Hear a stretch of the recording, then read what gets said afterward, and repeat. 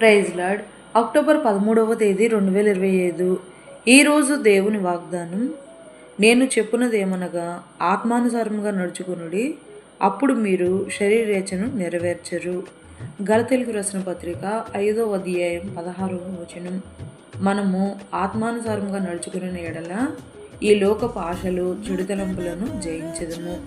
పరిశుద్ధుడు అగ్ని వంటి దేవునిని కలిగిన మనము శరీర కార్యములు అనగా అపవిత్రత, అల్లరితో కూడిన ఆటపాటలు, కాముకత్వము, విగ్రహారాధన మొదలగు చాలా సాధారణ లక్షణాలను విసర్జించి భక్తితో మన దేవునిని మనం వెంబడించు వారమై, ధర్మశాస్త్రం ముందు చెప్పబడినట్లు నిన్ను వలె నీ పొరుగువారిని ప్రేమించుము అని చెప్పిన యేసయ్య నామమును కలిగి అందరితో సహోదర ఆత్మీయ ప్రేమను కలిగి మనము జీవించదము.